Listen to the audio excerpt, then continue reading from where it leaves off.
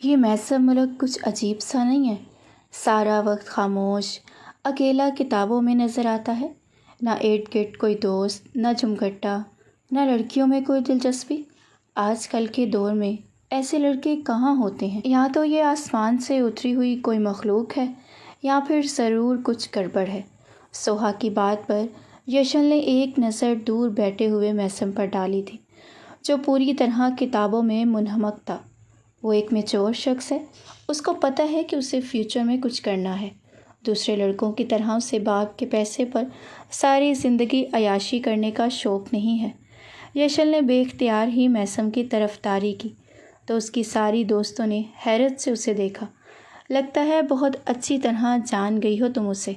تمنا کے چھیڑنے پر یشل کا چہرہ ایک دم سرخ ہوا۔ خجل ہو کر اس نے نظریں چرائیں اور اپنی کتابوں میں دھیان دینے لگی۔ وہ سب یونیورسٹی کے بڑے سے گارڈن میں بیٹھے نوٹس بنانے کی کوشش کر رہے تھے، لیکن ان کی نگاہوں کا مرکز ان سے کچھ فاصلے پر بیٹھا وہ شخص تھا جو واقعی دوسروں سے کافی منفرد تھا۔ ابھی وہ اس کے بارے میں باتیں کر ہی رہے تھے کہ وہ خود اٹھ کر ان کی طرف چلا آیا۔ مجھے تھوڑی سی ہیلپ چاہیے آپ لوگوں کی۔ سر جھکائے تمیز سے اس نے مدد کی درخواست کی تو یشل نے فوراً ہی اس کی طرف دیکھا۔ مجھے یہ ٹاپک نہیں سمجھ آ رہا ہے، دراصل میں کل ایبسنٹ ہو گیا تھا، کیا آپ میں سے کوئی ہیلپ کر دے گا؟ دراصل میں یہاں کسی کو زیادہ جانتا نہیں ہوں، اسی لیے آپ لوگوں سے ہی ہیلپ مانگ رہا ہوں۔ محسم کے چہرے پر شرمندگی کے تاثرات نظر آئے۔ جی بیٹھ جائیں، یہ ٹاپک تو ہماری یشل کا فیورٹ ہے، آپ کو یوں ہی چٹکیوں میں سمجھا دے گی۔ سوہا نے جان بوجھ کر یشل کو پھنسایا اور زیر لب مسکراتے ہوئے دوستوں کو دیکھا۔ ان سب کی آنکھوں میں بھی شرارت ناچ رہی تھی، جبکہ یشل نے ایک تیز نظر ان سب پر ڈال کر میسم کی کتاب کو اپنے ہاتھوں میں پکڑ لیا تھا۔ یشل تم میسم کو سمجھا کر کیفیٹیریا میں آ جانا، ہم لوگ وہیں ہیں، بھوک لگ رہی ہے۔ تمنا نے دوستوں کو اشارہ کیا اور وہ سب جان بوجھ کر میسم اور یشل کو چھوڑ کر کھڑے ہو گئے۔ ساتھ چلتے ہیں، رک جاؤ تھوڑی دیر۔ یشل کو فوراً ہی آکورڈ سا فیل ہوا کہ کہیں یہ بات میسم کو محسوس نہ ہو جائے، مگر وہ سب ہنستی مسکراتی آگے کی طرف چلی گئی اور مجبوراً یشل میسم کے سامنے بیٹھی رہ گئی۔ میسم نے کچھ ٹاپکس کو پینسل سے سرکل کیا ہوا تھا۔ یشل نے آسان لفظوں میں وہ سب کچھ سمجھانے لگی۔ وہ پڑھائی میں ٹاپر تھی، اس کے لیے یہ سب کچھ مشکل نہ تھا، لیکن البتہ میسم کے آگے بیٹھ کر اسے سمجھانا تھوڑا مشکل لگ رہا تھا کہ بار بار اس کی نظریں میسم کے چہرے پر بھٹکتیں، جو انتہائی سادگی کے ساتھ پوری طرح کتاب میں جھانک رہا تھا۔ آدھے گھنٹے میں اس نے بہت کچھ میسم کو سمجھا کر کتاب بند کرتے ہوئے اس کے حوالے کی تھی۔ تھینک یو ویری مچ میم۔ اپنا بیگ پیک کرتے اس نے دل سے یشل کا شکریہ ادا کیا اور یشل کو اس کا میم کہنا بالکل نہ بھایا۔ میرا نام یشل ہے اور آپ مجھے میرے نام سے پکار سکتے ہیں۔ مسکراتے ہوئے اس نے خود ہی میسم کو اپنا نام لینے کی اجازت دی تو میسم کے لبوں پر مسکراہٹ رہ گئی۔ Thank you Yashal. وہ دونوں ایک ساتھ ہی اٹھ کھڑے ہو گئے۔ موسٹ ویلکم، جب چاہیں آپ مدد کے لیے مجھ سے بات کر سکتے ہیں، یشل نے فوراً خوش دلی سے کہا تو میسم نے گہری نظر سر سے پاؤں تک اس پر ڈالی۔ یونیورسٹی میں تو زیادہ ٹائم نہیں ملتا اور اس کے بعد آپ نہیں ملیں گی تو مدد کیسے ہوگی؟ اپنے پیروں کی جانب دیکھتے ہوئے وہ آگے قدم بڑھا رہا تھا اور یشل نے ایک چور نظر اس پر ڈالی تھی۔ میرا نمبر لے لیجئے، جب ضرورت ہو فون کر لیجئے گا۔ بنا جھجکے یشل نے اسے اپنا نمبر دے دیا تھا۔ اتنا تو وہ جان گئی تھی کہ یہ لڑکا دوسرے لڑکوں کی طرح فلرٹی یا نظر باز نہیں تھا۔ یشل کا نمبر لیتے میسم نے دل سے اس کا شکریہ ادا کیا اور پھر دونوں اپنے اپنے راستوں پر چل دیے۔ یونیورسٹی سے تھکی ہاری یشل گھر پہنچی تو اس کے بابا کچھ پریشان سے نظر آ رہے تھے۔ بابا، آپ اس وقت گھر پر؟ سب خیریت تو ہے نا؟ وہ فوراً ہی بابا کے پاس جا بیٹھی۔ اس کے بابا اداس ہی مسکراہٹ لیے اس سے دیکھنے لگے۔ بتائیں نا بابا، کیا ہوا ہے؟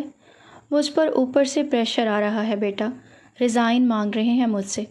ان امیر بدماشوں پر ہاتھ ڈالنے کا نتیجہ یہ ہے کہ مجھ سے میری نوکری چھینی جا رہی ہے۔ جب ان لوگوں کو لگا کہ میں اب سارے ثبوت جمع کر چکا ہوں اور ان کے خلاف ایک مضبوط مقدمہ کر سکتا ہوں تو ان لوگوں نے مجھ سے میری وردی چھیننے کا منصوبہ بنا لیا۔ اگر مجھے 1 مہینے کی مہلت اور مل جائے تو میں کتنے ہی بڑے بڑے چہروں کو بے نقاب کر سکتا ہوں، جن کی وجہ سے ہمارا شہر نہ جانے کون کون سے مافیاز کا شکار ہو چکا ہے۔ مجیب صاحب کے لہجے میں انتہائی افسوس تھا کہ ان کی ساری محنت برباد ہونے والی تھی اور ساتھ ہی نوکری بھی چھوٹنے والی تھی۔ بابا جانی، آپ ایمانداری کے راستے پر چلتے ہیں اور یہ راستہ کتنا مشکل ہے اور کٹھن ہے، یہ آپ نے ہی ہمیں سمجھایا ہے، پھر کیوں فکر مند ہوتے ہیں؟ اللہ تعالیٰ سے دعا کرتے رہیں، سب خیر ہوگی۔ یشل نے محبت سے باپ کو سمجھانے کی کوشش کی، جو بہت زیادہ ٹوٹے ہوئے نظر آ رہے تھے۔ ساری زندگی محنت اور ایمانداری سے اپنی وردی پہن کر اپنے فرائض انجام دینے والے شخص کے لیے اس دنیا میں جینا کتنا مشکل تھا، یہ صرف وہی جانتے تھے۔ حق اور سچ کا راستہ چننے والوں کے لیے کتنے کانٹے بچھائے جاتے ہیں، اس کا احساس صرف انہی کو ہے جو حق اور سچ کا راستہ چنتے ہیں۔ یشل، میں چاہتا ہوں کہ میری مٹی کو نقصان پہنچانے والا ہر شخص اپنے انجام کو پہنچے، لیکن اب یہ ممکن نظر نہیں آ رہا۔ میں نے بہت بڑے لوگوں کے خلاف کارروائی شروع کر کے شاید غلطی کر دی ہے۔ بے بس اور لاچار سے مجیب صاحب دونوں ہاتھوں سے اپنا سر پکڑ کر بیٹھ گئے تھے۔ بابا جانی، اگر زیادہ پریشر ہے تو پھر آپ ریزائن کر دیں، آپ کی زندگی کو ویسے ہی خطرہ ہے۔ میں اپنی پڑھائی مکمل کرتے ہی آپ کے راستے پر چل پڑوں گی، میرا وعدہ ہے آپ سے، ایک ایک کو سزا دوں گی۔ جو کچھ بھی آپ نے اب تک جمع کیا ہے نا، وہ سب آپ میرے حوالے کر دیجیے گا، اور پھر دیکھیے گا آپ کی بیٹی کیسے ہر دشمن کو اس کے انجام تک پہنچائے گی۔ مضبوط ارادوں کے ساتھ یشل نے اپنے باپ کے ٹوٹے ہوئے حوصلے کو دوبارہ سے جوڑ دیا تھا۔ مسکراتے ہوئے انہوں نے اپنی اکلوتی لاڈلی کو سینے سے لگایا تھا، جو انہی کی طرح ایمانداری اور سچائی کے راستے پر چلنے کو پوری طرح تیار تھی۔ بابا جانی، میرا ایک یونیورسٹی فیلو آپ کا بہت بڑا فین ہے، ملنا چاہتا ہے آپ سے، اگر آپ اجازت دیں تو میں اسے گھر لے آؤں۔ نہ جانے کیوں اچانک ہی یشل کے منہ سے میسم کا ذکر نکلا تھا، جبکہ اب تو اس بات کو بھی دن ہو چکے تھے۔ ہاں بیٹی، کیوں نہیں، میں تو چاہتا ہوں کہ آج کل کی جنریشن ایماندار ہو اور ایمانداری کو پسند کرے۔ تم جب چاہے لے آؤ، مجھ پر بہت پریشر ہے، اسی لیے مجھے ریزائن کرنا ہوگا، ورنہ مجھ پر کوئی چشل لگا کر مجھے سزا سنا دی جائے گی۔ مجیب نیازی نے ہارے ہوئے لہجے میں ریزائن کرنے کا فیصلہ کر لیا تھا۔ اگلے ہی دن یونیورسٹی میں میسم کا چہرہ نظر آیا اور یشل فوراً ہی اس کے پاس چلی گئی۔ آپ کو بابا سے ملنا تھا نا، آج میرے ساتھ چلیے گا واپسی میں نے بابا کو آپ کے بارے میں بتایا ہے، وہ بھی آپ سے ملنا چاہتے ہیں۔ یہ کہتے ہوئے یشل کے لہجے میں عجیب سی کھنک تھی، جسے کچھ بہت خاص بات ہو۔ میسم نے بھی اس کھنک کو محسوس کیا تھا۔ ٹھیک ہے، میں چلوں گا آپ کے ساتھ، وہ خوش دلی سے بولا، اور پھر یونیورسٹی آف ہوتے ہی وہ خود یشل کے پاس آ گیا۔ چلیں یشل؟ میسم کی آواز پر دوستوں کے درمیان کھڑے یشل نے پلٹ کر اسے دیکھا تو اس کی ساری دوستیں حیران ہو گئی۔ کہاں جانا ہے یشل؟ سوہا نے حیرت سے پوچھا۔ میسم کو بابا سے ملنا تھا، اسی لیے گھر جا رہے ہیں وہ میرے ساتھ۔ فوراً ہی کتابیں سنبھالتے دوستوں کو سرسری سا جواب دیا تھا، کیونکہ اچھی طرح معلوم تھا کہ اب آگے سے اس کی دوستوں نے کس طرح کے جواب دینے ہیں۔ بنا ان کی شکل دیکھے وہ تیزی سے میسم کے ساتھ آگے بڑھ گئی تھی اور اس کی ساری دوستیں ہکا بکا رہ گئی تھیں۔ یہ یشل کب سے میسم کے چکر میں پڑ گئی؟ ہم تو مذاق میں چھیڑ رہے تھے، یہ تو کچھ سیریس معاملہ لگتا ہے۔ تمنا اور سوہا نے حیرت سے ایک دوسرے کو دیکھتے تبادلہ خیال کیا تھا اور پھر جاتے ہوئے یشل اور میسم کو دیکھا تھا۔ آدھے گھنٹے کا سفر طے کرنے کے بعد وہ دونوں مجیب نیازی کے سامنے بیٹھے تھے۔ میسم جیسے سنجیدہ مزاج اور سمجھدار لڑکے سے مل کر مجیب نیازی کو بڑی خوشی ہوئی تھی، جو آج کے لڑکوں سے بالکل مختلف تھا، تمیزدار، تہذیب یافتہ اور سب سے بڑھ کر دھیمے آواز میں سنبھل کر گفتگو کرنے والا۔ وہ مجیب نیازی کو بتا رہا تھا کہ اس کے والدین ایک چھوٹے سے علاقے سے ہیں جہاں وہ ذمہ داری کرتے ہیں۔ وہ چاہتے تھے کہ ان کا بیٹا بھی ذمہ دار بنے، لیکن میسم کو پڑھ لکھ کر کوئی بزنس کرنا ہے، اسی لیے وہ شہر آ گیا۔ اور بھی بہت ساری باتیں وہ مجیب نیازی کے ساتھ بیٹھ کر کرتا رہا، اور اتنی دیر میں یشل نے اپنی ماما کے ساتھ مل کر لنچ ریڈی کر دیا اور پھر سب نے ساتھ مل کر لنچ کیا۔ اس کے بعد میسم ملک اجازت لے کر چلا گیا اور مجیب نیازی میسم کی تعریف کرنے لگے، جسے سن کر یشل کے دل میں سکون سا اتر گیا۔ جیسے واقعی اس نے کوئی مارکا سر کر لیا ہو۔ تھکی ہاری وہ شام کو اپنے کمرے میں آ کر لیٹی تو دل بے اختیار ہی میثم کے نام پر دھڑکنے لگا۔ ایسا پہلی بار ہو رہا تھا کہ جب وہ کسی صنف مخالف کو دل دے بیٹھی تھی، جب اس کے دل نے محبت کی دہائی دی تھی۔ اپنا موبائل فون اٹھا کر اس نے میثم کا نمبر نکالا تھا اور بے اختیار اسے کال لگا دی تھی۔ دوسری طرف سے اسے میثم کی آواز سنائی دی تو دل نے اتنا شور مچایا کہ اسے کچھ بھی سنائی نہ دینے لگا۔ میثم اس کے والد کی تعریف کر رہا تھا اور وہ میثم کے خوبصورت لہجے کو اپنی سماعتوں میں اتار رہی تھی۔ چند سیکنڈوں سے شروع ہونے والی بات طویل ہوتے ہوتے گھنٹوں پر محیط ہوگی۔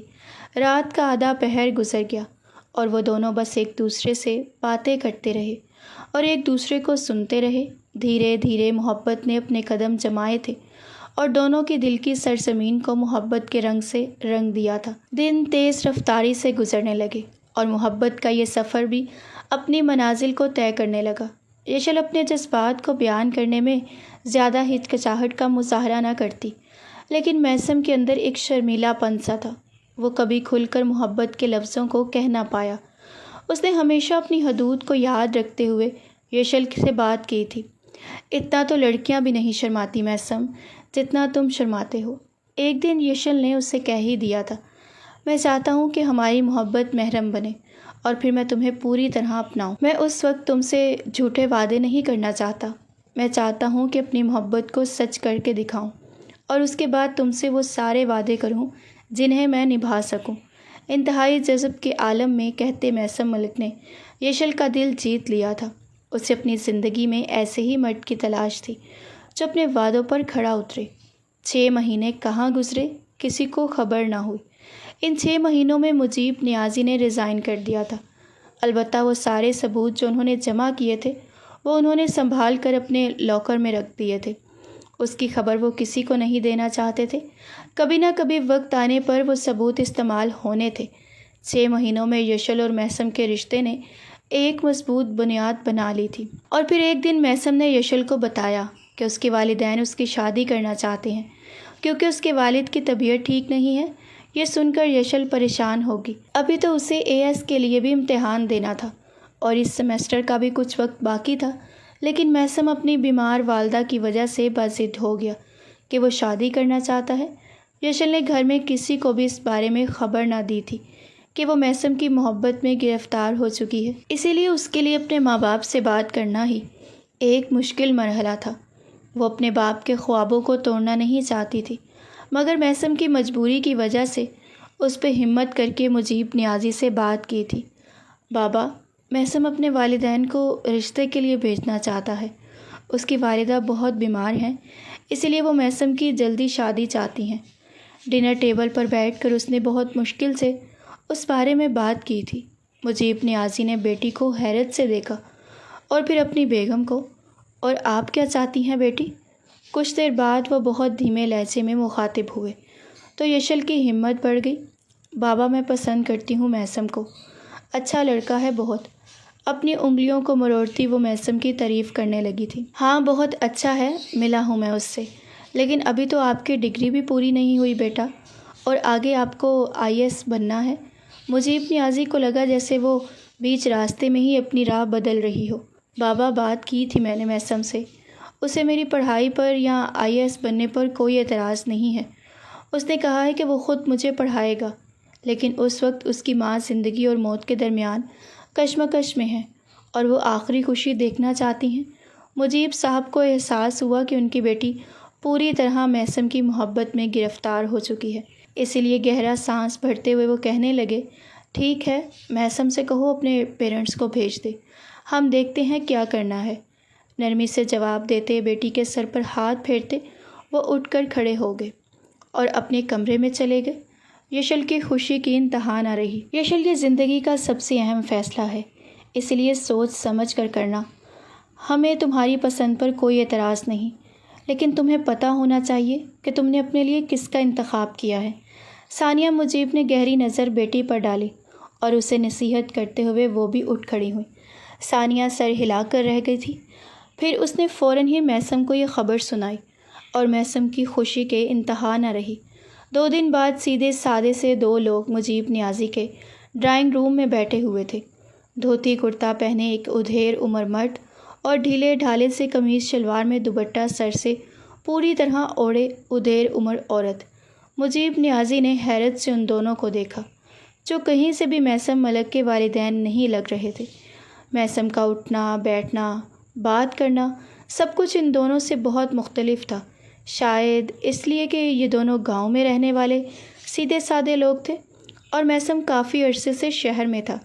ہمارے پاس پیسوں اور زمینوں کی کوئی کمی نہیں ہے، میثم ہمارا اکلوتا بیٹا ہے، بس ہم اس کی خوشی دیکھنا چاہتے ہیں۔ میثم کی ماں نے بکھری سانسوں میں اپنی بات مکمل کی تھی۔ ہم تو چاہتے تھے ہمارا بیٹا بھی زمینداری کرے، لیکن وہ کاروبار کرنا چاہتا ہے، اسی لیے شہر آ گیا۔ اس کی ڈگری پوری ہوگی تو کاروبار بھی کر لے گا۔ فی الحال ہماری زمینوں سے اتنی آمدن آتی ہے کہ ہمارے بیٹے کو کسی چیز کے لیے کوئی پریشانی یا دقت نہیں، بس ہم چاہتے ہیں کہ اس کی شادی کر دیں تاکہ ہماری یہ واحد ذمہ داری پوری ہو جائے۔ میثم کے والد نے بہت میٹھے اور نرم لہجے میں یشل کا ہاتھ مانگا تھا۔ مجیب نیازی نے سوچنے کے لیے کچھ وقت لیا تھا اور پھر 15 دن بعد انہوں نے میثم ملک کے حق میں فیصلہ سنا دیا تھا۔ ایسا انہوں نے یشل کی محبت کو دیکھتے ہوئے کیا تھا کہ وہ پوری طرح میثم کی محبت میں ڈوبی ہوئی نظر آتی تھی۔ اس کے ذکر پر یشل کے چہرے پر آنے والی سرخی، آنکھوں کی چمک نے مجیب نیازی کو یہ فیصلہ کرنے پر مجبور کر دیا تھا۔ 1 مہینے بعد کی شادی کی تاریخ طے کر دی گئی اور جب یہ خبر یشل کی سہیلیوں کو ملی تو وہ سب حیران رہ گئی۔ یشل نے اب تک اپنی سہیلیوں کو اس بارے میں کچھ نہ بتایا تھا، اسی لیے وہ سبھی لڑائی جھگڑا کرنے لگی۔ پھر ان سب نے میثم کو بھی گھیر لیا اور دونوں کی خوب کھچائی کی۔ دونوں ہی اپنے اپنے طور پر نظریں چرا رہے تھے۔ یونیورسٹی سے واپسی میں میثم نے زبردستی یشل کو اپنی گاڑی میں بٹھایا تھا۔ اپنے گھر کال کر کے بتا دو کہ تم تھوڑا لیٹ ہو جاؤ گی۔ وہ بالکل بے تکلف اسے کہتا گاڑی ڈرائیو کرنے لگا۔ وہ تو ٹھیک ہے، لیکن ہم جا کہاں رہے ہیں؟ بس جا رہے ہیں کہیں، تم فون کرو نا اپنی ماما کو۔ میثم اس سے بالکل بھی بتانے کو تیار نہ ہوا۔ یشل نے فون کر کے ثانیہ مجیب کو بتا دیا کہ اسے آنے میں دیر ہو جائے گی۔ وہ میثم کے ساتھ ہے اور پھر میثم اسے ایک بڑی سی جولری شاپ پر لے گیا۔ میں چاہتا ہوں کہ تم اپنے لیے زیور خود پسند کرو، اس نے کاؤنٹر بوائے کو کہہ کر ڈائمنڈز کا ڈھیر لگوا دیا۔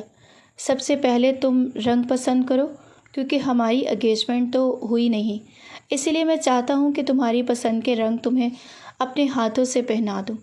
جذب کے عالم میں اسے دیکھتے ہوئے میثم نے اس کی مخروطی انگلیوں کو تھاما۔ یشل کو ایک پل کے لیے سب کچھ خواب محسوس ہوا۔ کبھی سوچا ہی نہیں تھا کہ زندگی میں کوئی ایسا شخص بھی آئے گا جس سے اسے محبت ہو جائے گی، جو اسے اہمیت دے گا، جو اس کے لیے دنیا جہاں کی خوشیاں اس کے قدموں میں لا کر رکھنے کی کوشش کرے گا۔ وہ بس بے خودی کے عالم میں میثم کو تکتی چلی گئی تھی۔ دیکھتی رہو گی یا رنگ بھی پسند کرو گی؟ میثم نے اسے چھیڑا تو وہ ایک دم ہی شرمندہ سی ہو کر رنگز ٹرائی کرنے لگی اور پھر ایک بلو ڈائمنڈ رنگ اپنے لیے چوز کر لی۔ میثم نے اسی وقت اس کی انگلی میں وہ رنگ پہنا دی اور پھر کچھ اور زیورات بھی خرید لیے۔ وہ دونوں واپسی کے لیے گاڑی میں بیٹھنے ہی جا رہی تھی کہ جب ہی اچانک سے فائرنگ کا سلسلہ شروع ہوا اور سڑک پر ایک ہنگامہ سا مچ گیا۔ اسے اچانک افتاد پر یشل کی چیخیں آسمان کو چھونے لگی۔ وہ گھبرا کر میثم کے سینے سے لگ گئی۔ میثم اسے کھینچتا ہوا گاڑی تک لایا اور گاڑی میں بٹھا کر اس نے دوسری طرف سے تیز رفتاری سے ڈرائیونگ شروع کر دی۔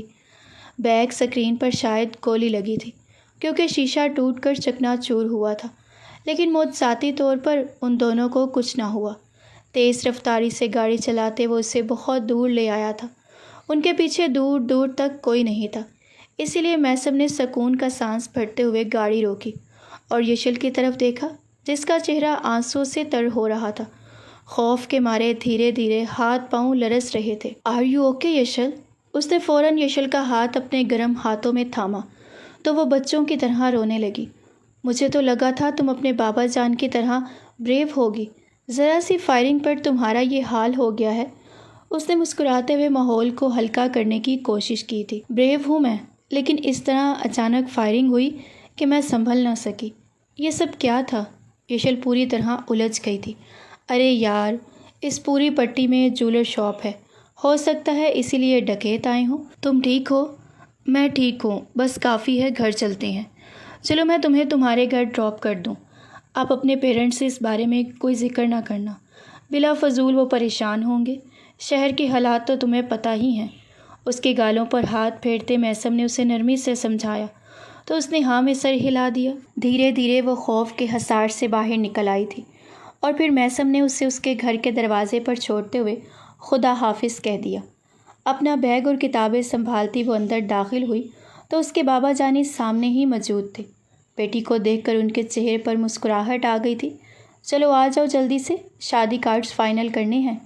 بہت سارے کارڈز پھیلائے وہ یشل کو دیکھنے لگے اور پھر یشل نے خوبصورت سا سنہرے رنگ کا کارڈ پسند کر لیا۔ شادی کی ساری تیاریاں مکمل ہو چکی ہیں، لیکن میں نے کبھی سوچا نہیں تھا کہ تم اتنی جلدی میرے گھر سے رخصت ہو جاؤ گی۔ بیٹی کے ماتھے کو چومتے ان کی آنکھوں میں نمی اترنے لگی، لیکن یشل کا ذہن کچھ دیر پہلے والے واقعے میں ہی اٹکا ہوا تھا۔ اس کا دل چاہا کہ وہ اپنے بابا جانی کو اس بات سے آگاہ کر دے، لیکن پھر میثم کی بات یاد آئی تو وہ خاموش ہو گئی۔ بیٹی، تم نے یونیورسٹی سے کچھ دن آف لے لیا ہے نا؟ اب شادی ہونے تک تم ریسٹ کرو۔ میں نہیں چاہتا کہ خود کو بہت زیادہ تھکا لو اور پھر شادی والے دن اچھی نہ لگو، اور اب بلا ضرورت گھر سے باہر بھی نہ نکلنا۔ تمہاری دادی کہتی ہیں کہ دلہن اگر کچھ دن گھر میں رہے تو اس کے چہرے پر روپ آتا ہے۔ یشل کو پیار کرتے وہ شادی کارڈ سمیٹنے لگے تھے اور وہ مسکراتے ہوئے اپنے کمرے میں چلی گئی۔ یونیورسٹی سے آف وہ لے چکی تھی، لیکن میثم کا کیا کرتی جو اسے دیکھے بغیر بے چین ہونے لگتا۔ رات کے سناٹے اترتے تو میثم کا فون آنے لگا۔ تمہیں دیکھنے کا دل کر رہا ہے یار، کھڑکی پر آؤ نا۔ میثم کی بات سن کر وہ بری طرح چونکی۔ کھڑکی پر؟ تم باہر کھڑے ہو کیا؟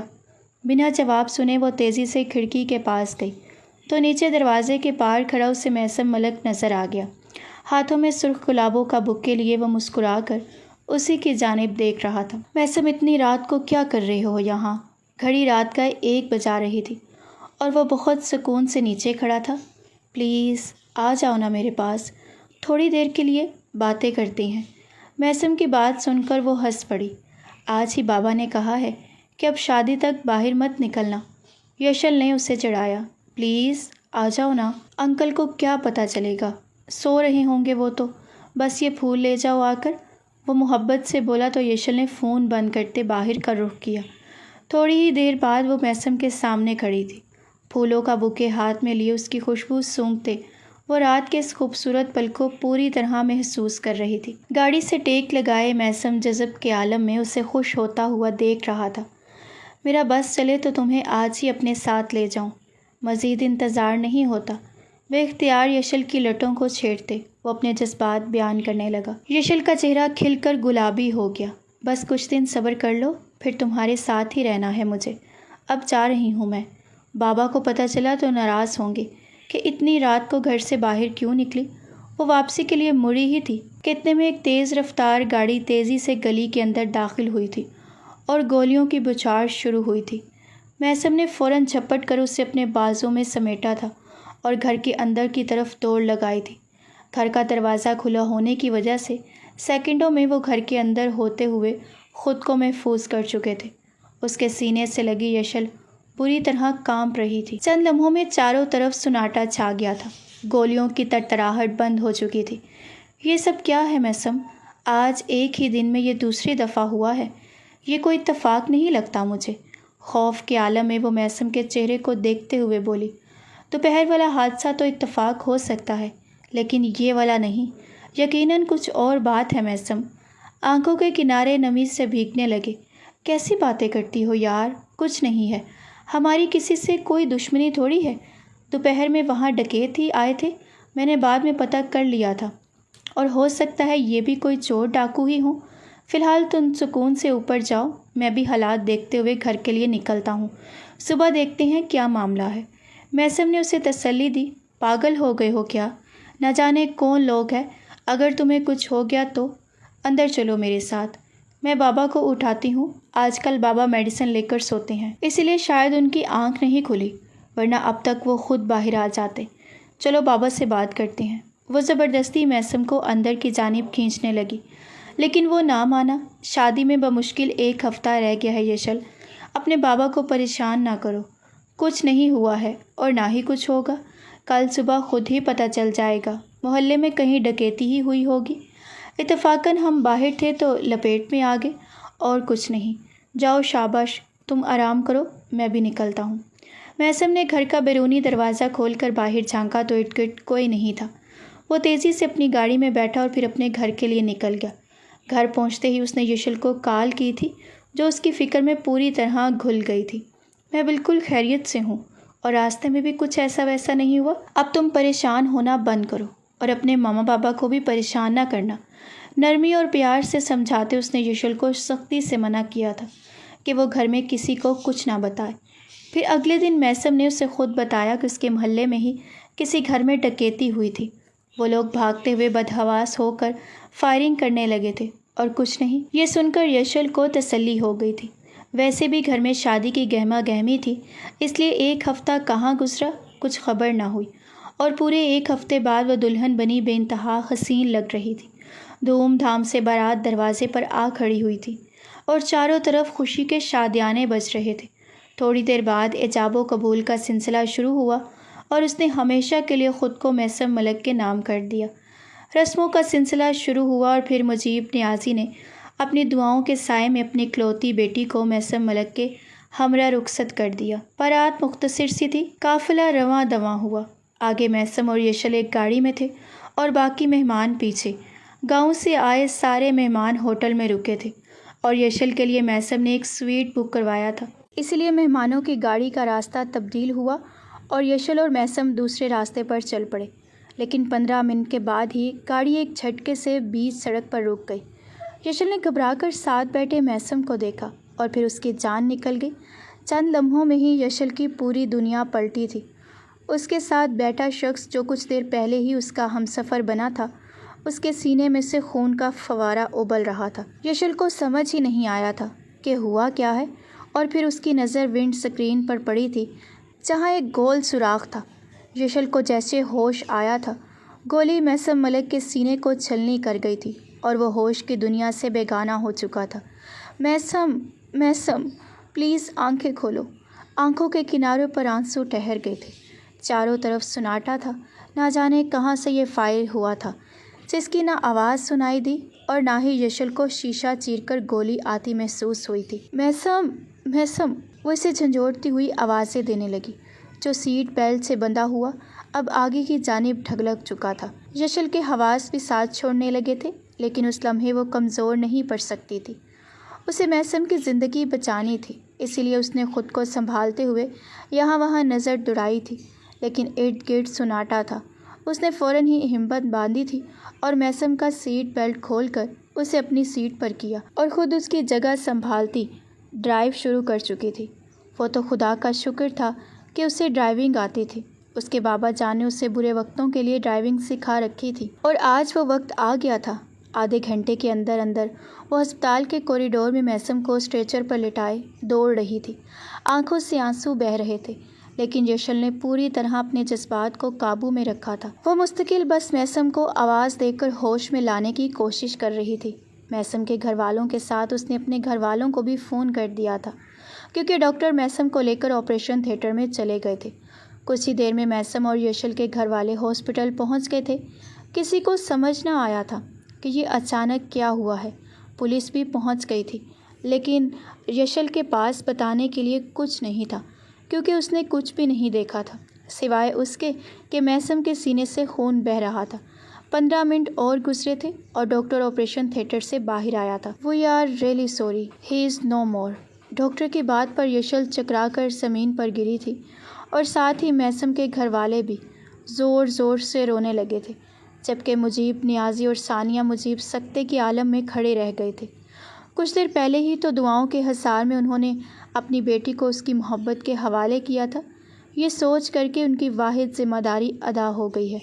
ان کی بیٹی ایک اچھی زندگی گزارنے کے لیے اپنے شوہر کے ہمراہ روانہ ہو چکی ہے، لیکن کسے خبر تھی کہ محبت کی یہ کہانی چند لمحوں پر ٹکی ہوئی تھی۔ کس طرح سے میثم کے جنازے کو گھر لایا گیا، کیسا کوہرام مچا، یشل کو کچھ خبر نہیں تھی۔ وہ اپنے حواسوں میں نہیں تھی۔ اس کی دوستیں اس کے ارد گرد بیٹھی تھیں، کوئی اسے ہلا رہا تھا، کوئی پکار رہا تھا، لیکن وہ بس اپنے ہاتھوں پر رچی مہندی اور اس میں چھپا محسم کا نام تک رہی تھی۔ اس نے سوچا تھا کہ وہ محسم کو خوب ستائے گی کہ اپنا نام تو تلاش کر کے دکھاؤ، لیکن ان کی زندگی میں وہ لمحہ آیا ہی نہیں تھا۔ خوشیوں کی وہ رات جس کے لیے محسم ملک کب سے منتظر تھا، وہ رات ان کی زندگی میں آنے سے پہلے ہی ماتم میں بدل چکی تھی۔ نہ جانے کس نے انتقام لینے کے لیے اس خوبصورت رات کا انتخاب کیا تھا۔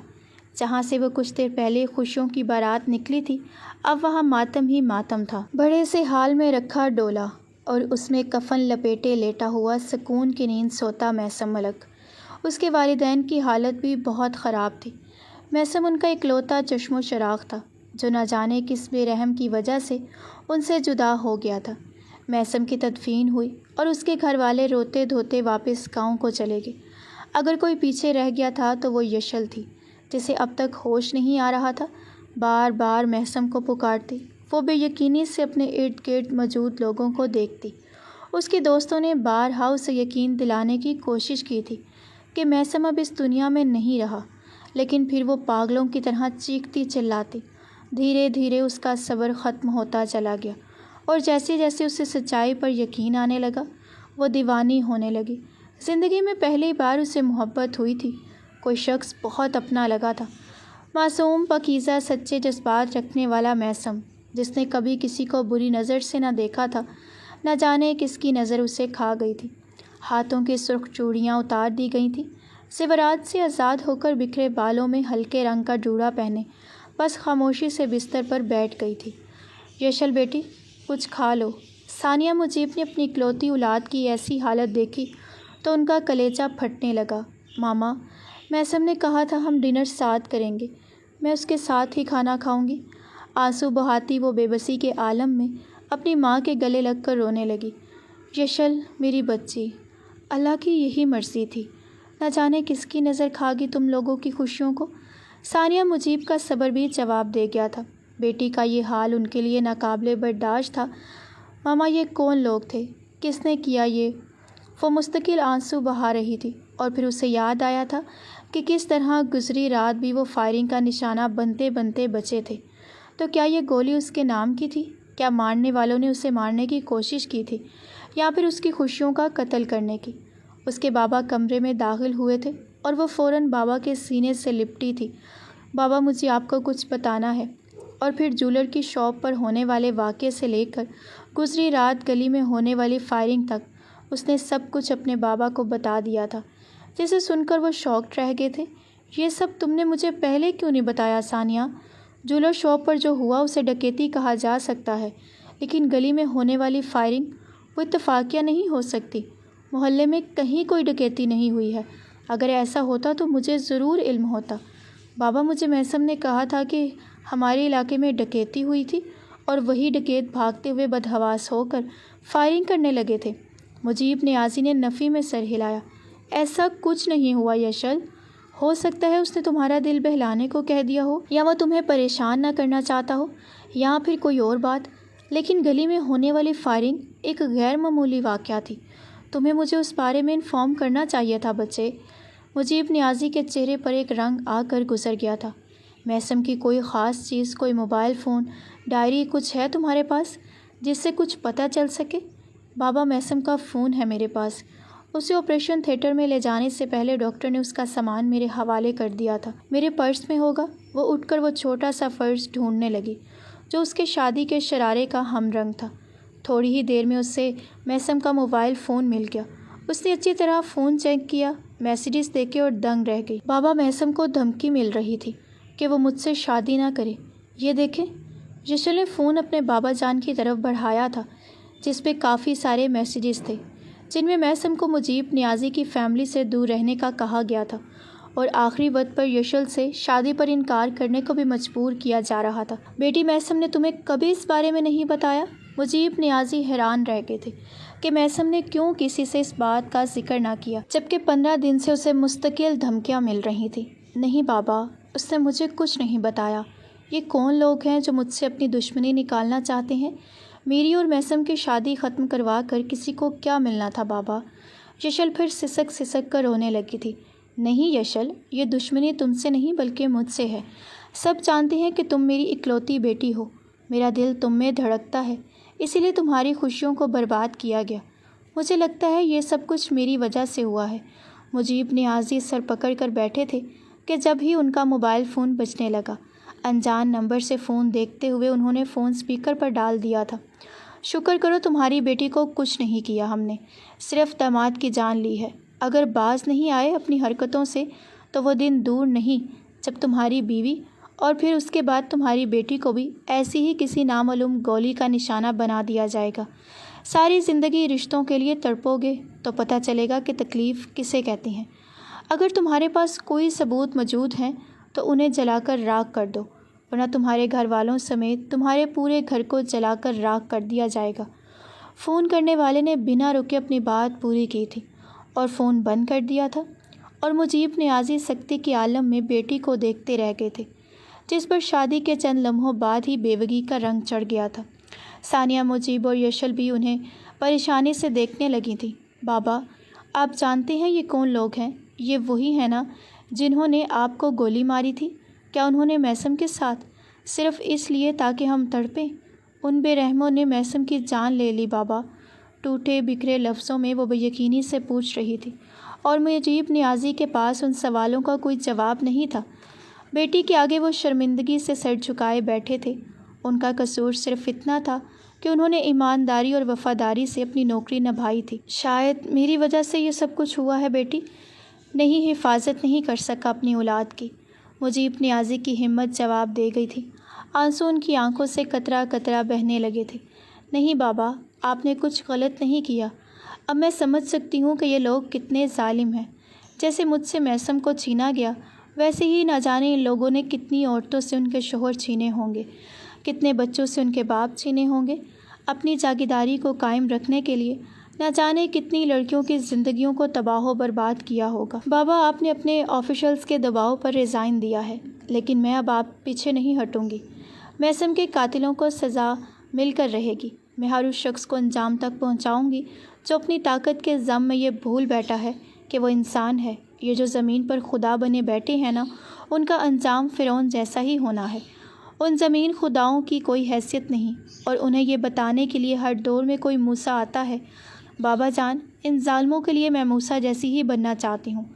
آپ مجھے IAS بنانا چاہتے تھے، لیکن میں IAS بن کر آفیشلز کا دباؤ نہیں لینا چاہتی۔ میں نہیں چاہتی کہ مجھے سرکار کا دباؤ ملے، مجھے ٹرانسفر کی دھمکیاں ملیں، یا پھر ریزائن کرنے کے لیے مجھ پر زور دیا جائے۔ آپ مجھے ٹریننگ دیں گے، آپ مجھے سکھائیں گے کہ میں کس طرح ان لوگوں کے گھروں میں گھس کر ان کی روح کو لرزاؤں گی۔ میری محبت کو مجھ سے چھیننے والوں کو اپنی سانسوں کی بھیک مانگنی ہوگی۔ بابا، یشل روتے ہوئے باپ کے سینے میں سمائی تھی، اور وہ اس کے بالوں پر ہاتھ پھیرتے اسے خاموش کروانے کی کوشش کر رہے تھے۔ انہیں لگا تھا کہ وہ وقتی طور پر جذباتی ہو رہی ہے، اسی لیے اسے نیند کی دوائیں دیکھ کر سلانے کے بعد وہ اپنے کمرے میں چلے آئے تھے۔ ثانیہ، میں چاہتا ہوں تم یشل کو لے کر تھوڑے دنوں کے لیے امریکہ چلی جاؤ، بعد میں بھی آ جاؤں گا۔ تم اپنی بہن کے گھر کچھ دن وہاں گزارو گی تو یشل بھی ٹھیک ہو جائے گی اور ان دشمنیوں سے اس کی جان چھوٹے گی۔ کل ہی اپنا اور یشل کا سامان پیک کرو، میں یشل نیٹ ویزے کا انتظام کرتا ہوں۔ بیوی کو ہدایت دے کر وہ سونے کے لیے لیٹ گئے تھے، لیکن نیند ان کی آنکھوں سے کوسوں دور تھی۔ اب تو انہیں سکون کی زندگی گزارنی تھی۔ وہ ریٹائرمنٹ لے چکے تھے۔ اپنے طور پہ انہوں نے بیٹی کی دھوم دھام سے شادی بھی کی تھی، لیکن کیا معلوم تھا کہ زندگی کہاں لا کر پٹکے تھی۔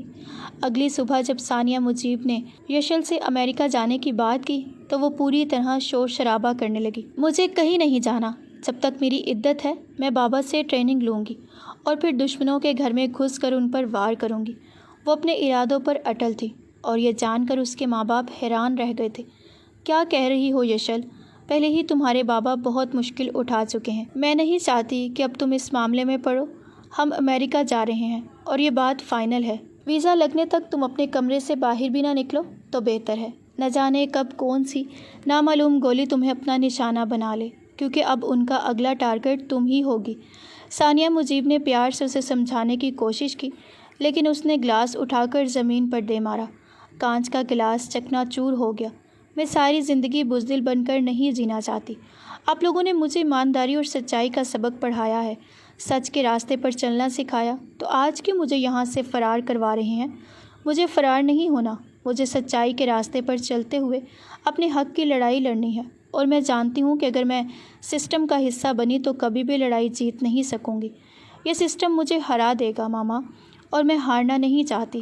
مجھے میسم کی موت کا بدلہ چاہیے۔ مجھے ان لوگوں کو کیفرے کے ڈار تک پہنچانا ہے۔ بابا، آپ مجھے ٹریننگ دیں گے یا نہیں؟ سوالیہ نظروں سے اپنے بابا کو دیکھتی وہ انہیں حیران کر گئی تھی۔ اس کی آنکھوں میں جو آگ تھی وہ انہوں نے پہلی بار دیکھی تھی۔ ٹھیک ہے، میں تمہیں ٹرین کرنے کو تیار ہوں، لیکن سب کچھ کیسے ہوگا یہ میں بھی نہیں جانتا۔ ان کے خلاف آواز اٹھانا، ان سے لڑنا، ان کی زمینوں پر جانا کوئی معمولی بات نہیں ہے۔ بابا جان، بس آپ ایک بار مجھے ٹرین کر دیں، اس کے بعد یہ سب کچھ میں خود دیکھ لوں گی۔ مجیب نیازی نے محبت سے بیٹی کے سر پر ہاتھ رکھتے اسے اس کے مقصد میں کامیاب ہونے کی دعائیں دی تھی، جبکہ ثانیہ نیازی کا دل دہل اٹھا تھا۔ آپ کیا کر رہی ہیں؟ بیٹی کو سمجھانے کی بجائے الٹا اسے ٹرین کرنے کی بات کر رہی ہیں۔ وہ شوہر سے بھی ناراض ہو گئی تھی، لیکن مجیب نیازی کو بیٹی پر پورا بھروسہ تھا۔ انہوں نے عدت کے دنوں میں یشل کو پوری طرح سے ٹرین کیا تھا، اسے شوٹنگ سے لے کر فائٹنگ تک بہت کچھ چیزیں سکھائی تھیں۔ وہ نہ صرف ذہین تھی بلکہ انتقام کی آگ میں بھی جھلس رہی تھی، اسی لیے وقت سے پہلے اس نے ہر چیز کو پوری طرح سیکھ لیا تھا۔ اس کی عدت ختم ہوئی تھی اور وہ پوری طرح تیار ہو چکی تھی۔ آگے کیا کرنا ہے یشل، کچھ سوچا ہے تم نے؟ ان کے خلاف آواز اٹھانا ہرگز بھی آسان نہیں ہے۔ بابا، آپ کے پاس سارے ثبوت موجود ہیں نا؟ بس اگر ان کی کچھ ریکارڈنگز مل جائیں جن میں خود انہوں نے اقرار کیا ہو اپنے ہر گناہ کا، تو پھر انہیں سزا دلوانا بھی ہرگز بھی مشکل نہیں ہوگا۔ تمہیں لگتا ہے کہ ایسی ریکارڈنگ ایسے ہی مل جائے گی؟ مل جائے گی بابا، میں جاؤں گی ان کے ٹھکانوں پر، ان کی حویلیوں میں نے راستہ تلاش کر لیا ہے۔ قازان خان، وہ مجھے اپنی حویلی تک رسائی دے گا۔ مسکراتے ہوئے اس نے بابا کو منصوبہ سمجھانے کی کوشش کی تھی، اور قازان کا نام سن کر وہ دنگ رہ گئے تھے۔ قازان خان؟ فیروز خان کا بیٹا؟ تم کیسے جانتی ہو اسے، اور کیا کرنے والی ہو؟ بابا، سوشل میڈیا کا دور ہے، میں نے گزرے کچھ دنوں میں اس سے اچھی خاصی دوستی کر لی ہے، اور پتہ ہے کیا، اسے مجھ سے محبت ہو گئی ہے۔ اس نے خود مجھے اپنے ڈیرے پر آنے کی دعوت دی ہے، کیونکہ وہ نہیں جانتا کہ میں کون ہوں۔ میں اپنا حلیہ تبدیل کروں گی، اور نام اور پہچان بھی۔ آپ کے کچھ دوست یار اس میں ہمارے کام آئیں گے، اور اس کے بعد میں ان کے علاقے میں گھسوں گی۔ قازان خان اپنی محبت میں اپنے باپ کی موت کو دعوت دے رہا ہے۔ ثانیہ کا منصوبہ سن کر اس کے ماں باپ کے ہوش اڑے تھے۔ تم جانتی بھی ہو وہ لوگ کتنے خطرناک ہیں؟ بابا، میں سب کچھ جانتی ہوں، لیکن کیا آپ مجھے نہیں جانتے؟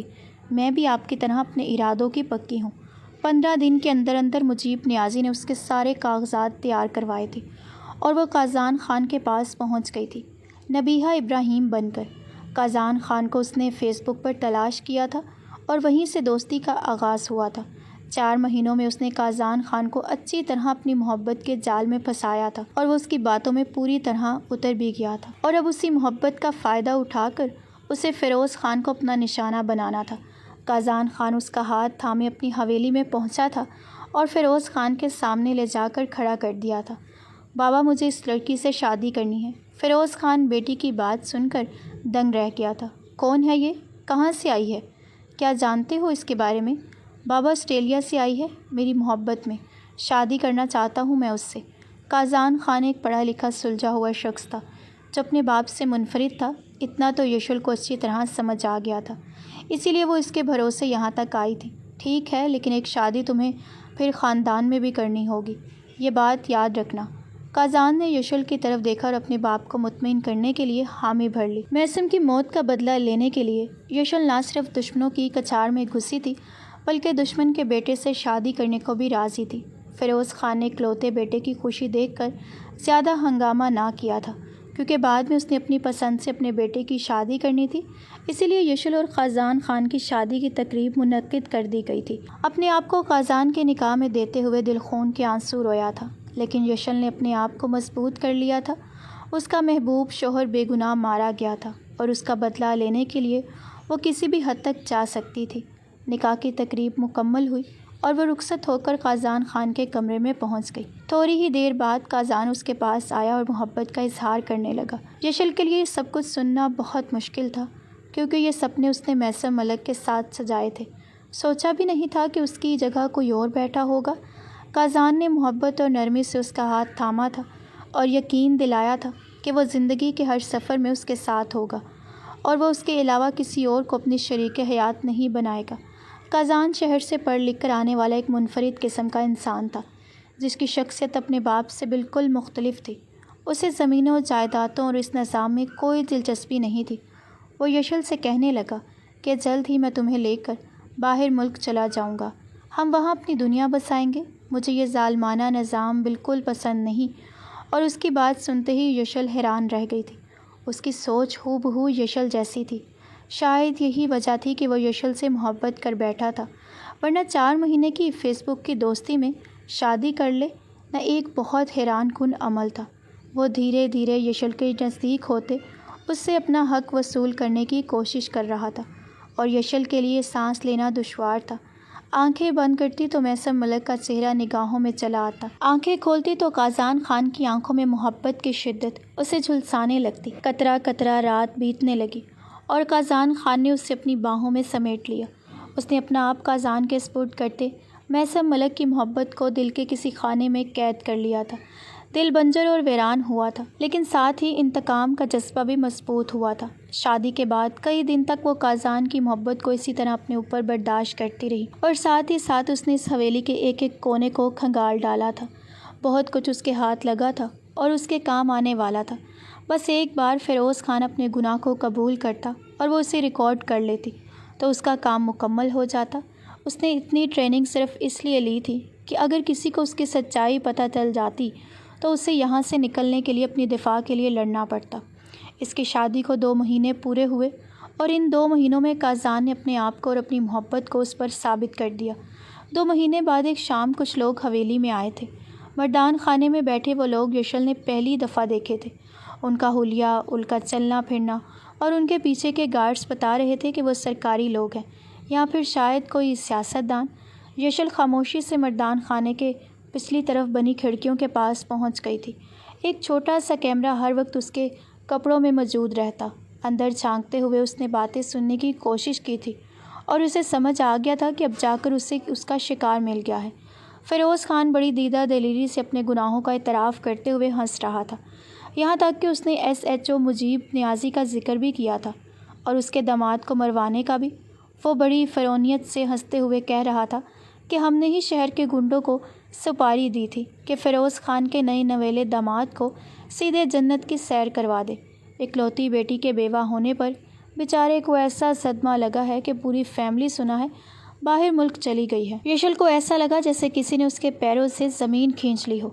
یہ بات اسے معلوم تھی کہ کہیں نہ کہیں یہ فیروز خان کا کیا دھرا تھا، لیکن اس کے منہ سے یہ اعتراف سن کر وہ ایک بار پھر اسے دکھ کی گہرائی میں جا پہنچی تھی۔ اس کے بابا نے سب جگہ یہی شو کروایا تھا کہ وہ لوگ باہر ملک شفٹ ہو گئے ہیں۔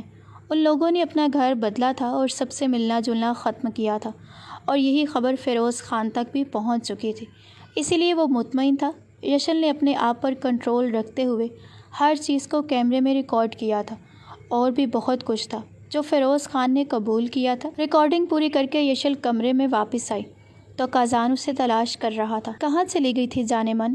کب سے ڈھونڈ رہا ہوں تمہیں۔ مسکراتے ہوئے قریب آ کر اسے بازو میں جکڑ گیا تھا۔ اس کی گردن پر چومتے ہوئے اس کی نظر اس کی شرٹ کے گلے میں چھپے ہوئے اس کیمرے پر پڑ گئی تھی۔ کازان نے تیزی سے ہاتھ ڈال کر وہ کیمرہ نکالا تھا۔ یہ کیا ہے؟ اس کی آنکھوں میں حیرانی اور لہجے میں سختی در آئی تھی۔ یشل کو لگا جیسے سب کچھ ختم ہو گیا ہو۔ کازان پلیز واپس کر دو اسے۔ یشل نے ہاتھ آگے بڑھایا تھا۔ پہلے بتاؤ کیا ہے اس میں؟ وہ پھر سختی سے پوچھنے لگا تھا تو یشل کی زبان تالو سے چپک گئی۔ اس نے سوچا بھی نہیں تھا کہ یہ کیمرہ جو اتنے عرصے تک کبھی کازان کی نظروں میں نہ آیا، وہ آج اس موقع پر پکڑا جائے گا۔ کازان نے بنا بات کے اس کی ویڈیو چیک کرنی شروع کی، اور پھر جب ویڈیو ختم ہوئی تو وہ آنکھیں پھیلائے یشل کو دیکھنے لگا۔ تم نے یہ سب ریکارڈ کیوں کیا ہے؟ کون ہو تم اور یہاں کیوں آئی ہو؟ یشل کازان سے کچھ بھی چھپانا نہیں چاہتی تھی، اسی لیے اس نے سب کچھ سچ سچ بتا دیا۔ اپنی شادی اور میثم کی موت کو لے کر ساری حقیقت کھول دی۔ کازان کتنے ہی لمحے خاموشی سے اسے دیکھتا رہا۔ تو تمہیں مجھ سے محبت نہیں بلکہ میں تمہارے انتقام کی ایک سیڑھی تھا، وہ بالکل ٹوٹے ہوئے لہجے میں پوچھ رہا تھا، اور یشل کے دل کو کچھ ہوا تھا۔ کازان پلیز، مجھے حویلی میں آنے کے لیے تم سے شادی کرنی پڑی، لیکن اب میں اس شادی کو پوری طرح قبول کر چکی ہوں۔ تمہاری محبت نے میرے دل کو نرم کر دیا ہے۔ میں ساری زندگی تمہارا ساتھ چاہتی ہوں، لیکن محسم کے قاتلوں کو سزا دلوانا میرا عہد ہے۔ تمہارے بابا کے ظلم کبھی ختم نہیں ہوں گے۔ نہ جانے کتنی اور لڑکیوں کے سہاگ اجڑ گئے ہوں گے، کتنے گھر تباہ ہو چکے ہیں، یہ تم بھی جانتے ہو، صرف اس لیے کہ وہ ان سیاست دانوں کے ساتھ مل کر بار بار حکومت بدلنے کی کوشش کرتے ہیں، اور اس کے لیے جو انہیں سمجھ آتا ہے، جو ٹھیک لگتا ہے، وہ وہی کرتے ہیں۔ اپنے جاگیردارانہ نظام کو قائم رکھنے کے لیے انہوں نے اس گاؤں کے لوگوں اور اس کے پاس کے گاؤں کے لوگوں کے ساتھ کتنے مظالم ڈھائے ہیں، یہ تم بھی جانتے ہو قازان۔ تمہارا زمین خود مطمئن نہیں ہے، اس لیے تم یہ جگہ چھوڑ کر جانا چاہتے ہو، لیکن یہ میں مٹی نہیں چھوڑ سکتی، مجھے اپنا وطن نہیں چھوڑنا۔ ہاں، مجھے ایسے ناسوروں کو ختم کرنا ہے جو میرے وطن کی مٹی کو پلید کرتے ہیں۔ میں چاہتی ہوں تم میرا ساتھ دو قازان، یہ تمہارا ضمیر ہی ہے نا، جو تم ساری رات سو نہیں پاتے، جاگتے رہتے ہو، اپنے بابا سے بات نہیں کرتے، ان کے کسی کام میں شریک نہیں ہوتے۔ تم نے کبھی ان کی ذمہ داری، ان کے نظام کو سنبھالنے کی بات نہیں کی، تم نے ہمیشہ یہاں سے جانے کی بات کی ہے۔ کیا یہ بہتر نہیں کہ اپنی مٹی کو چھوڑنے کی بجائے تم اس انسان کو سزا دلوانے میں میری مدد کرو جس نے یہاں کے لوگوں کو تکلیف پہنچائی ہے، جس نے تمہارے ضمیر کو کوڑے لگائے ہیں؟ یہ سب لوگ کرپٹ ہیں اور سزا کے مستحق ہیں۔ میں تمہاری محبت کی قدر کرتی ہوں اور ہمیشہ کرتی رہوں گی، لیکن اپنے مقصد سے پیچھے نہیں ہٹ سکتی۔ یشل نے تیزی سے آگے بڑھ کر کیمرہ چھپٹا تھا اور اپنی مٹھی میں بند کر لیا تھا۔ اپنا سامان پیک کرو یشل، ہم ہنی مون پر جا رہے ہیں۔ قازان نے ایک دم بالکل غیر متوقع بات کر کے اسے چونکایا تھا۔ کیا کہہ رہے ہو؟ قازان نے آنکھ کے اشارے سے اسے سمجھایا کہ کوئی موجود ہے۔ اس نے پلٹ کر دیکھا تو دروازے پر فیروز خان کھڑے ہوئے تھے۔ آ جائیں بابا۔ قازان کے چہرے پر تاثرات فوراً بدلے تھے۔ میں یہاں سے گزر رہا تھا، تم دونوں کے جھگڑے کی آواز آئی تو چلا آیا۔ سب خیر ہے؟ فیروز خان نے سوالیہ نظروں سے بیٹے کو دیکھا تھا۔ جی بابا، میں چاہتا ہوں کہ اپنی بیوی کو ہنی مون پر لے جاؤں، مگر آپ کی بہو کے نخرے ہی ختم نہیں ہو رہے، اسی لیے لڑائی ہو رہی تھی۔ قازان نے جیسے تیسے بات بتائی تھی۔ فیروز خان ہنستے ہوئے کہنے لگے، لے جاؤ، جب واپس لوٹو گے تو پھر ہم تمہاری دوسری شادی کروا دیں گے۔ جاؤ بہو، کچھ دن ہی ہیں، انجوائے کر لو اپنے شوہر کے ساتھ، پھر تو سوتن کے ساتھ گزارا کرنا ہے۔ مسکراتے ہوئے وہ چلے گئے تھے اور قازان نے پلٹ کر یشل کو دیکھا تھا۔ جلدی سامان پیک کرو، شہر جانا ہے۔ میں خود تمہارے ساتھ منسٹر صاحب کے پاس جاؤں گا۔ یہ کوئی چھوٹا معاملہ نہیں ہے جو تم اسے اتنا آسان سمجھ رہی ہو، یہ کیس کھلنے سے پہلے ہی بند ہو جائے گا، اسی لیے ہمیں سوچ سمجھ کر قدم اٹھانا ہوگا۔ میرے کچھ دوست میڈیا ہاؤسز میں کام کرتے ہیں، ہمیں یہ ویڈیو نہ صرف میڈیا ہاؤسز کے ذریعے بلکہ سوشل میڈیا کے ذریعے پہلے پبلک کرنی ہوگی اور اس کے بعد منسٹر ہاؤس جا کر اس بارے میں کچھ کرنا ہوگا۔ میری بہت رسائی ہے، تم اکیلی کچھ نہیں کر سکتی۔ چلو جلدی سے اب۔ قازان نے اس کا ہاتھ پکڑ کر سامان باندھنے میں مدد کی تھی اور آنکھوں میں آنسو لیے وہ اس معصوم لڑکے کو دیکھ رہی تھی جو اپنے باپ کے خلاف کھڑا ہونے کو راضی تھا، کیونکہ اس کا اپنا ضمیر ان سارے مظالم کو برداشت نہیں کر پا رہا تھا۔ شام کا اندھیرا پھیلنے سے پہلے وہ اس علاقے کو چھوڑ کر شہر کی طرف روانہ ہو چکے تھے۔ شہر پہنچتے ہی اپنے دوستوں کی مدد سے قازان نے ساری ویڈیوز پبلک کروایا تھا۔ نامعلوم پتے سے میڈیا ہاؤسز کو بھی یہ ویڈیوز بھیج دی گئی تھیں، اور اس کے بعد یشل نے خود محسم ملک کے قتل کا کیس اور ساتھ ہی بہت سے دوسرے کیسز بھی فیروز خان کے خلاف درج کروا دیے تھے۔ فیروز پر تو پھر بھی فیروز خان کا زور تھا، لیکن سوشل میڈیا پر جو واویلا مچا تھا، اس کے بعد اس کے لیے منہ چھپانا مشکل تھا۔ گورنمنٹ کو اپنی سرکار بچانے کے لیے اسے گرفتار کرنا پڑا اور مقدمہ عدالت میں چلنا شروع ہوا تو لوگوں نے مزید ہنگامہ برپا کرنا شروع کر دیا۔ کئی مہینوں مقدمہ چلنے کے بعد فیروز خان کے خلاف فیصلہ آیا تھا اور اسے پھانسی کی سزا سنا دی گئی تھی۔ حکومت نے خود کو بچانے کے لیے فیروز خان کو تختہ دار پر لٹکانے کا فیصلہ کر لیا تھا، اور فیروز خان کو سمجھ آ گیا تھا کہ یہ سیاست دان کسی کے نہیں ہوتے، یہ صرف اپنی سیاست کے ہوتے ہیں، اور وہ بھی اسی سیاست کی بھیڑ چڑھا تھا۔ قازان خان کے لیے یہ سب کچھ برداشت کرنا مشکل تھا، لیکن صحیح اور غلط کا فرق اسے اچھی طرح معلوم تھا۔ یشل کے والدین سے مل کر اسے خوشی ہوئی تھی، اور یشل کے والدین نے بھی اسے دل سے قبول کر لیا تھا۔ اس کا ہاتھ تھامے محسم ملک کی قبر پر پہنچی تھی، اور کتنی ہی دیر تک وہ خاموشی سے وہاں بیٹھی آنسو بہاتی رہی تھی۔ محبت بڑھتی نہیں ہے، کہیں دور سے کسی کھڑکی کے پار جا کر چھپ جاتی ہے۔ جب کبھی موقع ملتا ہے تو ان جھڑکوں کو اسے جھانک کر دیکھتی ہے اور مسکرا دیتی ہے۔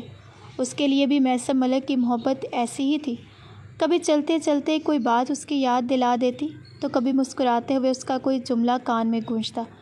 میثم کی محبت اس کے دل سے کبھی ختم ہونے والی نہیں تھی، لیکن کازان کی محبت نے بھی اس کے دل میں اپنی جگہ بنا لی تھی۔ کازان اسے لے کر دوبارہ حویلی آیا تھا اور عدل و انصاف قائم کرتے ہوئے اس نے گاؤں کے لوگوں کی بھلائی کے لیے کام شروع کیے تھے۔ جشن نے اپنی ہمت اور حوصلے سے اپنی دنیا جیت لی تھی۔ اگر ہر انسان اپنے حصے کی ہمت جٹا کر ظلم کے خلاف کھڑا ہو جائے تو ایک نہ ایک دن ظالم انجام کو پہنچ ہی جاتا ہے۔ جشن یہاں کیا کر رہی ہو؟ چلو، گاؤں کے لوگ ملنے آئے ہیں تم سے۔ کازان کی آواز پر اس نے چونک کر ہاتھ میں پکڑی اس انگوٹھی کو دیکھا تھا جو میثم نے اسے خود پہنائی تھی، اور پھر اسے کیس میں بند کر کے الماری میں رکھتے ہوئے وہ مسکرا کر کازان کے ساتھ آگے کی جانب قدم بڑھا رہی تھی۔